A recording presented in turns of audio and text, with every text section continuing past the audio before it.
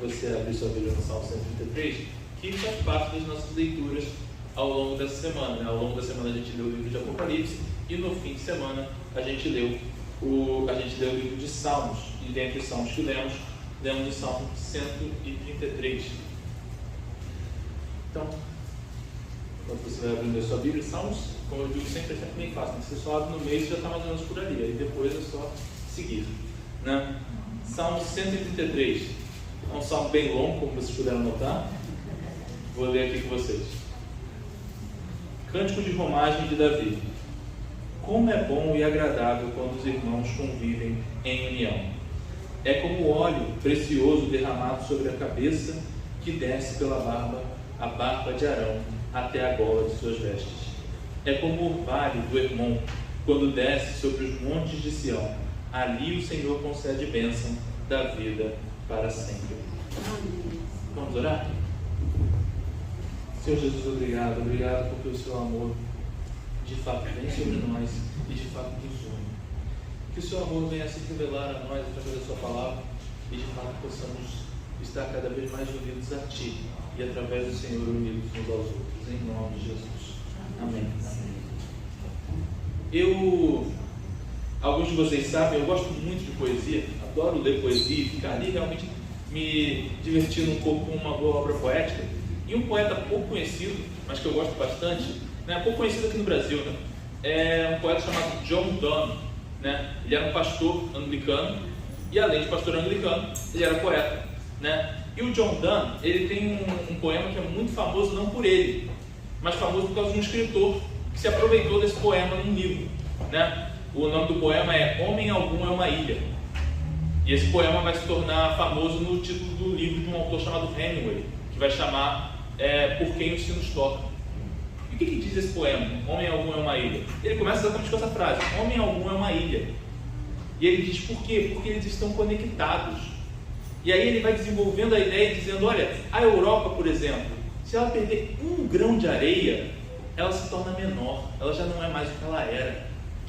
As pessoas estão conectadas umas às outras. E de alguma maneira, elas se ajudam e se alimentam mutuamente.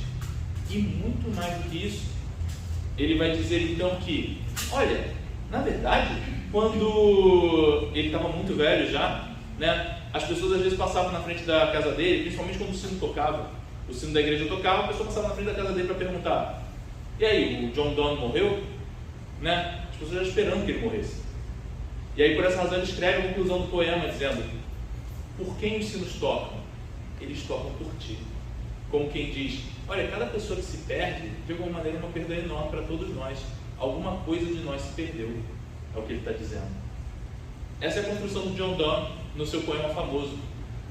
Mas o que eu quero falar sobre isso? Bom, o que eu gosto de perceber nesse poema é que ele se aplica mais ainda aos irmãos. Porque os irmãos, de fato, são conectados uns aos outros. São parte uns dos outros, como esse texto diz para nós. E quando nós percebemos a conexão que existe entre nós como irmãos, aí nós vamos perceber a falta que cada um de nós faz e como pode ser terrível quando nós encontramos picuinhas e razões bobas pelas quais não mais nos unir, não mais amar uns aos outros. Ok, mas antes de prosseguirmos, uma pequena análise do contexto, que eu acho que tem algumas coisas que valem muito a pena nesse salmo. A primeira é que você viu que eu li o subtítulo que ele tem, Cântico de Romagem de Davi. Por que isso é importante? Porque é interessante perceber que esse é um cântico de romagem, ou um cântico de escadas, ou um cântico de viagens. Qual que é a ideia? São os salmos que vão do 120 até o 134. São os salmos que tratam de alguém em viagem. Especificamente, na verdade, era a ideia dos irmãos, dos hebreus, viajando até Jerusalém para a festa da Páscoa, possivelmente também para a festa dos tabernáculos. Então eles estavam em viagem, estavam em trânsito. E naquela época, viajar era algo muito perigoso. O sujeito viajava e tinha medo. A gente pode ser atacado, alguém pode vir fazer algum mal para nós. Então eles viajavam em bando, para ter um pouco mais de proteção. Várias pessoas juntas se protegem mais. E Jerusalém fica na subida. Então o povo tinha que subir, daí a ideia de cântico de escada. Eles tinham que subir. E ao longo dessa subida era muito cansativo. E eles iam também se ajudando. Já a viagem é cansativa, mas a subida também o é. E então você precisava de ajuda, de alguém que caminhasse junto, e dissesse, não, vamos, a gente consegue, a gente só precisa de mais alguns passos. Dá para fazer. E então eles chegavam lá. E quando eles chegavam lá, se juntavam a outros peregrinos que enfrentaram o mesmo e cansativo caminho que eles enfrentaram. E aí quando se juntavam todos eles, o poeta diz para nós: que coisa boa são os irmãos juntos. Que coisa boa é o fato de que os irmãos conseguiram vencer a caminhada juntos. E então se juntaram a outros irmãos para todos juntos adorarem a Deus. Por isso que é tão legal perceber, porque esse é o penúltimo dos cânticos de romagem. Qual a importância disso? Faz a gente perceber que é toda uma jornada. Se você pegar para dentro do 120 até o 134, você vai perceber que eles falam sobre todas as dificuldades que esses irmãos vão passar para conseguir chegar até o local de adoração. E finalmente chegaram. E agora eles podem se alegrar por ter chegado. Essa é a ideia aqui. Eles se alegram juntos, porque juntos eles chegaram. Não só isso. Repare que o Salmo é escrito por Davi. E isso é bem interessante. Davi é um sujeito que os irmãos dele tinham algumas animosidades com ele ali no começo. A gente pode reparar isso se ler a história dele. E mais do que isso, é alguém que viu os irmãos filhos dele, né? Ou seja, ele viu como os seus filhos, que eram irmãos, se desentenderam terrivelmente. É o que a gente vê na história de Aminon e Absalão. É o que a gente vê na história de Adonias e Salomão. E, de certa maneira, isso vai se tornar tão sério que, no caso de Absalão, vai se tornar um problema, inclusive, com o próprio pai. Né? No caso, Absalão com Davi. Então, Davi ele viu isso. Ao mesmo tempo, ele percebe que, mas na comunidade dos crentes, ou seja, naqueles que não são irmãos de sangue, mas são feitos irmãos a partir da aliança de Deus, que coisa linda é a relação que eles podem ter uns com os outros. Que coisa poderosa há entre eles. Bom, então vamos tentar perceber um pouco isso no texto que a gente leu. Primeiro, a gente pode ver que ele fala de uma união que por si só não existe. Napoleão disse certa vez: a verdade nunca foi dita entre as nações, a não ser pela boca dos canhões. E esse pensamento de Napoleão é bem interessante. Ele está dizendo que, olha, na verdade os seres humanos dizem a verdade quando eles guerreiam, porque o desejo do ser humano é superar o outro, é vencer o outro, é descartar o outro para demonstrar o seu domínio, para vencer o outro. E isso é tão forte, mas tão forte, que quando havia só dois seres humanos na Terra, e um deles se viu apertado por Deus, dizendo: Adão, Adão, onde estás? Ah, eu escutei a sua voz e fiquei com medo porque eu estava nu, então eu me escondi. E ele já percebeu que falou uma coisa problemática. Ele contou para Deus que deu ruim, ó. Eu sei que estou nu. E ele vai e diz: quem te disse que estava nu? Acaso comeste do fruto proibido? E Adão, aquele homem corajoso, exemplo de marido, faz o quê? Foi a mulher, foi ela, foi a mulher que tu me deste. Só tinha dois seres humanos ali, e ele estava disposto a matar o outro ser humano que tinha ali, se livrar dele, colocar Deus para castigar. Castiga ela, não eu, para tentar se safar. E esse é o nosso comportamento. Nós nos livramos, nós queremos nos livrar das pessoas, se der para isso salvar a minha própria pele. É assim que agimos, essa é a nossa natureza. E é por essa razão que a gente vai reparar aqui que quão triste é a nossa condição. Essa história vai evoluir e a gente vai perceber que esse casal vai ter filhos. E seus dois filhos homens, aparentemente os dois primeiros, né? Quando um deles se sentiu incomodado pela bênção de Deus sobre o outro, foi até lá e matou, o que foi o primeiro assassinato da história da humanidade. Irmãos. O que a gente está vendo aqui, portanto, é que a irmandade de sangue deveria significar muita coisa, mas muitas vezes ela não significa. Porque entre os irmãos deveria haver a mais forte das alianças, porque são os que são perfeitamente similares. Eles são filhos do mesmo pai e da mesma mãe. Não é à toa que é tão doloroso. Aqui para quem me pede para citar um filme, é tão doloroso para Michael Corleone quando ele tem que admitir que matou o próprio irmão em Um Poderoso Chefão.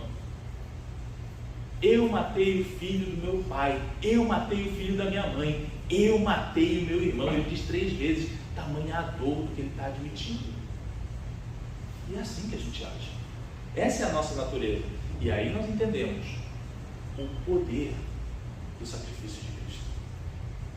Porque esse texto não está falando sobre uma mentira. De fato, os irmãos vivem em união. Por quê? Porque Cristo se deu por eles.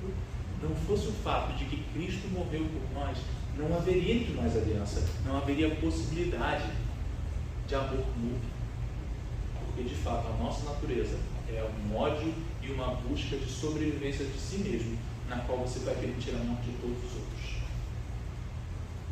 Então, a primeira coisa que a gente percebe sobre esse texto é o quão poderosa é a ação de Deus, que gera união entre os irmãos. Na verdade, isso é tão maravilhoso que essa palavrinha bom que está ali, ela é a mesma palavra usada lá no princípio, quando Deus viu que era bom.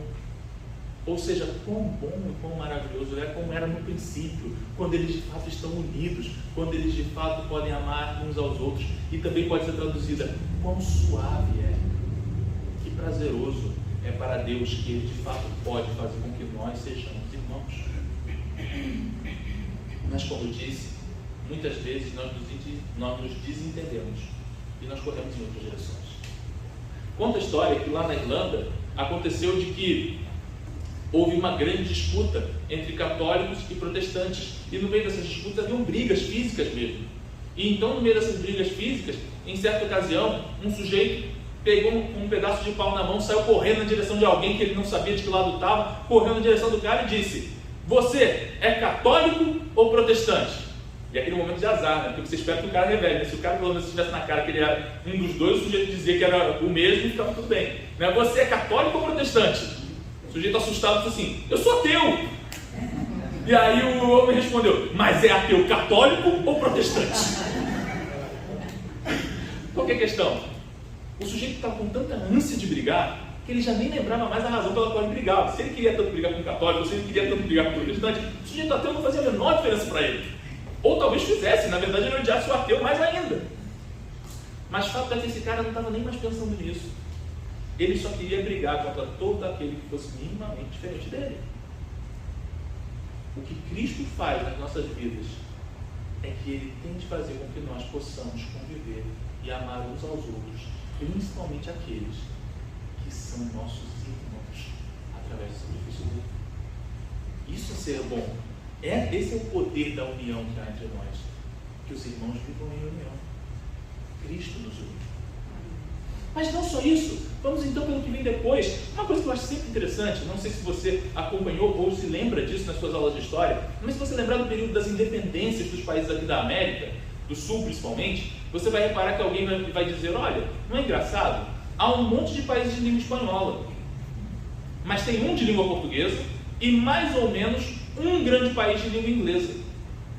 O que aconteceu? Porque o Brasil ainda fala, por que o nosso país se manteve unido, enquanto todo aquele bloco enorme de espanhol não se desfez? Não dá para dizer que é o tamanho, porque o Brasil é um país enorme. E alguém vai dizer, e uma das respostas mais comuns é: o rei.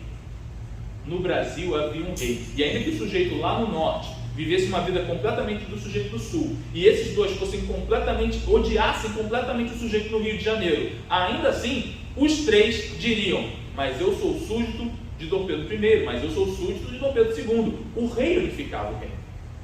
Todo mundo se reconhecia como súdito do rei. Mas há um problema. E qual é o problema? O rei pode até ser suficiente em parte para gerar união. Mas note, 67 anos depois que Dom Pedro I declarou a independência, nós, ou pelo menos uma parte de nós, enxotou o rei para fora do país. Ou seja, em algum momento já não foi suficiente seguir ao rei. O partido do rei se enfraqueceu e as pessoas quiseram se livrar do rei. Talvez por isso, ou mais do que isso, mas pela grandeza do que ele tem para dizer para nós, Davi não fortalece, não diz que a união está em cima da coroa que ele usa. Isso é muito poderoso. O salmo é de Davi. Davi poderia ter dito para nós: quão precioso é, sabe por quê? Porque o rei é ungido do Senhor, sigam o rei. Mas ele vai em outro caminho. Ele diz: é como o óleo precioso que desce sobre a barba de Arão. Ele diz o seguinte: olha, na verdade o que nos une é o fato de que todos nós cremos. É o fato de que todos nós olhamos para o sumo sacerdote. E aqui ele está se referindo ao primeiro dos sumos sacerdotes, mas nós ainda vamos pensar de maneira ainda mais profunda, percebendo o sumo sacerdote eterno, Jesus Cristo, Rei dos Reis e sacerdote de todos os santos. Aquele que une os homens a Deus é Cristo. E então nós olhamos para Ele, porque se olhássemos para o Rei, talvez não fosse suficiente. E é por isso que ficamos presos nas nossas discussões de política e queremos às vezes matar uns aos outros, porque nos envolvemos tão profundamente com este ou aquele candidato. Mas temos de nos lembrar sempre o que nos une. E o que nos une é Cristo. Porque Ele é o nosso sacerdote. Ele limpa a todos nós. E é diante da grandeza dele, do amor dele, de quem Ele é, que todos nós nos prostramos e nos humilhamos. E dizemos que coisa preciosa, que aroma suave, que aroma bom. É o cheiro que exala o sumo sacerdote. Porque essa é a ideia dessas ervas que são lançadas. Mas não só isso, também nos diz que é como um orvalho que vem do Monte Hermon. O Monte Hermon era bem longe, mas de fato dali vinham muitas das precipitações que iam levar chuva, iam levar orvalho até Jerusalém. O que a gente está vendo aqui, portanto, é que essa sensação de paz, essa chuva que traz vida, porque ela cuida do campo, mas principalmente essa sensação de paz que muitos de nós têm na chuva, aquela sensação de que agora está chovendo e de alguma maneira, eu sei que às vezes a gente tem medo da chuva, dependendo de onde a gente mora, porque a água sobe um pouquinho. Mas em outros casos também, a gente às vezes associa a chuva com a sensação de paz. Olha, está tudo bem, o calor foi embora. E a gente percebe que ele diz para nós, olha, lá do norte, lá de longe, e até aqui em Jerusalém, em toda a extensão, Deus tem derramado a sua compaixão para conosco. E aí a importância dele usar 3 vezes o mesmo termo, da ideia de derramar. Deus derrama. Primeiro ele fala sobre o derramar do óleo sobre o sacerdote, ele fala sobre o derramar da chuva sobre Jerusalém, e ele fala sobre o Deus derramando bênção sobre o seu povo. Deus derrama essas coisas. E aí eu chego no terceiro ponto, que é a obra de Deus em nós. Precisamos ler essas coisas e perceber que o que ele diz para nós é que é Deus quem derrama essas coisas. E ele derrama naquele lugar. Porque ele diz, ali o Senhor derrama a bênção. E aqui a gente então se aproxima da conclusão do Salmo. E o que ele diz tão poderoso é dizer para nós, olha, o Senhor derrama a sua bênção ali, naquele lugar em que os irmãos estão reunidos. E aí temos 2 coisas para tirar disso. A primeira delas é, a gente precisa perceber nisso daqui, que é Deus quem derrama. E a segunda coisa a perceber é, que lugar é esse que ele derrama? Primeiro, é Deus quem derrama. Quando ele diz para nós que Deus derrama a sua bênção sobre os seus filhos, então ele está dizendo para nós, olha, toda essa bênção da qual eu falei, todo esse prazer e essa alegria que há dos irmãos viverem em união, é Deus quem derrama. E temos de ser gratos a Deus e perceber a bondade de Deus em realizar essas coisas em nós. Veja bem, não pelo seu esforço você conseguirá de fato manter a irmandade com os irmãos. Nós não podemos fazer isso com ninguém. Eu disse ainda agora, Adão não era capaz de manter a irmandade para com a sua esposa. Quanto mais nós teremos com qualquer um dos outros homens. Então não é assim que funciona a irmandade, não é assim que funciona essa sensação de companheirismo, essa sensação de que nós amamos de fato uns aos outros. Essas coisas todas desvanecem, desaparecem, se dependerem então somente de nós. É por isso que é necessário que nós estejamos dispostos a orar e pedir a Deus, Senhor, derrama sobre nós a vida, a bênção eterna que o Senhor tem a colocar sobre nós. Porque se Ele não derramar a sua bênção sobre nós, não há a menor chance de que essas coisas existam entre nós. Mas Ele derramará. E Ele tem derramado. Sabe por que sabemos que Ele derramou? Porque eu disse ainda agora a vocês, porque Jesus Cristo, Rei dos Reis, esteve entre nós. E quando esteve entre nós, derramou sobre nós o seu amor, porque foi ali na cruz que nós vimos que toda a punição que era exigida para nós, por causa da nossa inimizade, pelo fato de que nós tendemos a odiar uns aos outros, toda a nossa punição morreu. Na morte de Cristo, a morte morreu, para que nós pudéssemos nos relacionar eternamente com Deus. Então todo aquele que nele crê, recebe também a certeza de que Ele derrama o seu Espírito Santo, Ele vem sobre nós e Ele age poderosamente no nosso meio. Não à toa, numa canção antiga do Asaf Borba, ele já dizia, e na força do Espírito Santo nós proclamamos aqui que pagaremos o preço de sermos um só coração no Senhor. Ele está dizendo, olha, sabemos que isto vem pelo Espírito Santo. De fato ele diz, pagaremos o preço, ou seja, nós nos esforçaremos por ser irmãos, mas antes de nós nos esforçarmos por ser irmãos, o Espírito Santo é derramado sobre nós para que sejamos irmãos. É Por isso que é bom e agradável que os irmãos vivam em união. E no segundo lugar, isso vem de Deus.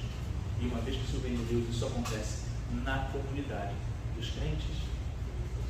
Muitas vezes a gente fica pensando na possibilidade de viver como crentes separadamente. Não, eu não quero a convivência dos irmãos, porque eu não aguento mais crente. Meu Deus, crente é um bicho muito chato. Eu concordo com você, crente é um bicho muito chato. É chato mesmo. Mas ele é necessário. Sabe por quê? Porque aí está o ali. Quando Davi escreve ali, o Senhor derrama a bênção, ele está dizendo para nós, olha, a bênção do Senhor vem na convivência dos irmãos, no fato de que eles se reúnem e prestam culto a Deus juntos. Ora, então o meu tempo no meu quarto, sozinho, diante de Deus, nada vale? É certo que vale. E é certo que Deus te abençoa. E é certo que o Espírito Santo fala ao seu coração na leitura da sua palavra também quando você está sozinho. Mas também é verdadeiro. E está proposto o tempo todo na palavra de Deus que os irmãos juntos encontram a bênção. Por quê? Porque quando nos unimos, nós estamos adorando em comunidade e percebemos que Deus não age simplesmente por causa da minha vontade, naquilo que eu quero acreditar que seja Deus agindo, mas eu vejo isso acontecendo na vida dos meus irmãos e me alegro com eles, porque não é só em mim, não sou só eu que tenho visto as maravilhas de Deus, mas outros têm visto e também têm sido tocados pelo poder do Espírito Santo. Por isso é necessário que a igreja esteja junto. Também é necessário, porque quando a igreja está junta, ela percebe o quê? As suas próprias falhas e tenta se consertar. E talvez uma das coisas mais poderosas que a gente vai reparar é que é no fato da igreja estar junta que muitas vezes a nossa falta de fé é compensada. É aquele momento que você diz assim, como disse o pai do menino endemoniado, eu creio, mas ajuda-me na minha falta de fé. Eu tenho uma fé suficiente para dizer eu creio, mas eu não tenho fé além disso. A minha fé não chega além de eu creio. E então o Senhor nos diz, olha, quando a igreja está junta, e aquele irmão vira para você e diz assim, eu oro com você. Eu oro. Ora comigo, ajoelha do meu lado, junta as mãos comigo, dá a mão aqui, vamos orar. Quando nós fazemos isso, nós estamos dizendo, em comunidade, vem comigo, sobe a montanha comigo, são só mais alguns passos, nós podemos ir. E é por isso que a igreja tem que estar junta. Ela se junta porque nós subimos a montanha juntos. De fato, se nós tentarmos subir a montanha sozinhos, não conseguiremos. Primeiro porque precisamos da ajuda do Senhor, e Ele derrama a sua bênção quando nós subimos juntos. Que o Senhor então venha sobre nós. E Ele vem sobre nós para gerar em nós união, para que nós abandonemos o desejo que vem do Éden, de matar uns aos outros, mas encontremos em Cristo a razão pela qual estamos mais unidos, até mesmo do que os irmãos de sangue. Por último, eu me recordo de algo que aconteceu anos atrás, quando eu estava trabalhando num acampamento, e nós então estávamos na nossa reunião ali e tal, preparamos uma programação muito boa. Hoje vai ser uma noite de evangelismo, vai ser muito bom, tem multidão crente, vai ser fantástico, Deus vai agir e vai falar aos corações. Então nos organizamos, preparamos o que íamos fazer, estava tudo certo, tudo maravilhoso, e de repente faltou luz. Aí faltou luz, todo mundo, meu Deus do céu, faltou luz, o que a gente faz agora? Estava tudo planejado, as coisas precisavam de data show, precisavam de... os instrumentos são eletrônicos, meu Deus, o que a gente faz agora? E aí a equipe que ia fazer ali o primeiro movimento com um violãozinho que dava para tocar ainda, levou todo mundo para dentro da igreja, e o resto da equipe ficou do lado de fora. E a gente disse assim, vamos orar, gente, vamos orar para que Deus conserte. E a gente começou a orar, e a gente ficou orando, e ninguém falava com ninguém, mas a gente ficava o tempo todo orando juntos. E nós fomos orando juntos, e fomos orando juntos, e foi engraçado porque nós começamos a orar dizendo, Senhor, conserta, volta a energia, por favor, Senhor. E como eu disse, ninguém estava falando com ninguém, era o tempo todo orando, mas pouco a pouco você ia percebendo que as orações iam mudando para Senhor, seja feita a sua vontade. Conquista os corações daqueles que tiver que conquistar, da maneira que tu quiseres, não da maneira que nós queremos. Age, Senhor, age segundo a sua boa vontade, como tu queres na sua igreja. E então nós orávamos, e pouco a pouco a nossa oração foi se transformando nisso. E de fato, a luz só voltou muito depois, e a gente não teve como fazer nada naquela noite. Mas naquela noite também eu percebi o quanto aqueles irmãos, todos juntos, olharam uns para os outros e se sentiram profundamente irmãos, porque foram visitados pelo Espírito Santo e oraram juntos como igreja, até o ponto que o próprio Senhor transformou o coração de cada um, e até a oração de cada um foi transformada pela ação do Espírito Santo. O Espírito Santo fala à sua igreja, e eu oro a Deus para que nós mais e mais notemos que Ele tem falado a nós, e que, portanto, as nossas figurinhas, as nossas discussões, seja por política, seja por futebol, seja por aquilo que for, jamais sejam capazes de fazer a gente esquecer que Cristo é muito maior que essas coisas. Não é possível que o seu amor pelo seu time de futebol seja superior a Cristo. Não é possível que o seu amor pelo seu candidato seja superior a Cristo. Não é possível que seja lá o que for, que seja superior a Cristo, porque Ele é maior que todas as coisas. Ele é o herdeiro de Deus, de tudo aquilo que existe. Nós amamos a Cristo. E então, quando nós amarmos verdadeiramente aquele Cristo apresentado na Escritura, que nós sejamos irmãos uns dos outros, amando uns aos outros. Que Ele haja sempre nas nossos corações. Vamos orar?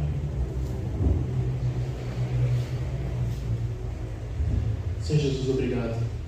Obrigado porque o seu amor vence todos os nossos medos. De fato, o seu amor lança fora todo medo. E lançará fora os nossos medos quando nós achamos que a tua igreja está desunida e separada. Porque de fato ela está desunida e separada. De fato os crentes são chatos. Mas que coisa boa está no meio dos crentes também. Ah, Senhor, como diziam os medievais,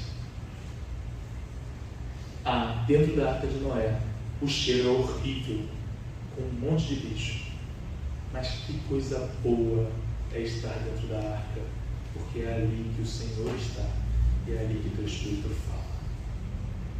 Senhor, assim também na tua igreja, sabemos muitas vezes enfrentamos problemas, muitas vezes nos entendemos com os irmãos, e muitas vezes pecados são cometidos contra nós, mas também é verdade que é na sua igreja que o Senhor nos transforma e nos dá os frutos do teu Espírito. Também sobre nós, que o teu Espírito venha sobre cada um de nós e faça-nos amar ao Senhor acima de todas as coisas, para que então, quando percebemos que nós te amamos, tudo mais se torne pequeno, porque estou diante de um irmão. E quão bom e quão maravilhoso é quando os irmãos vivem em união. Haja assim em nós como foi no princípio, em nome de Jesus. Amém.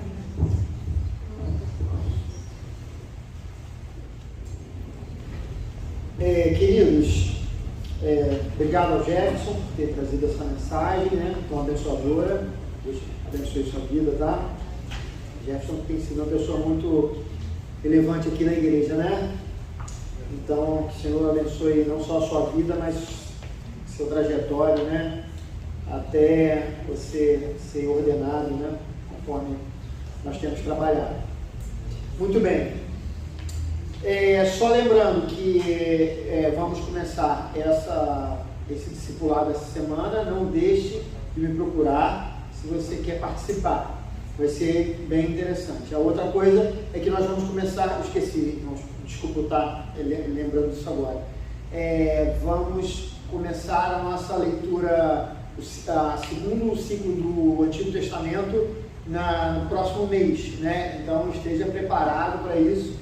Vai ser a gente já leu uma vez inteiro o Antigo Testamento, estamos terminando pela segunda vez o Novo Testamento, olha que legal, e vamos começar de novo o Antigo Testamento, né? Errei?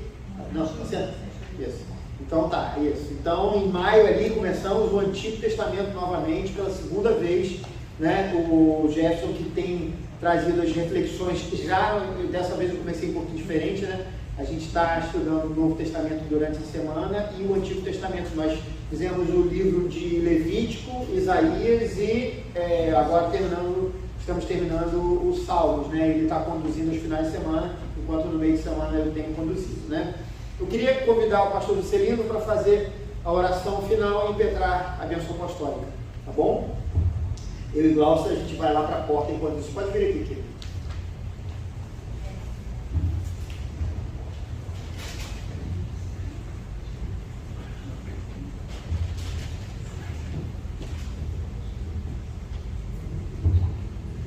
Fiquemos de pé. Aguardemos o pastor chegar na porta para as 9 horas. no seu coração. Obrigado, Senhor, pela tua palavra, que nós precisamos mais do que nunca viver em união. Abençoe o teu povo, aplique a tua palavra ao coração de cada um.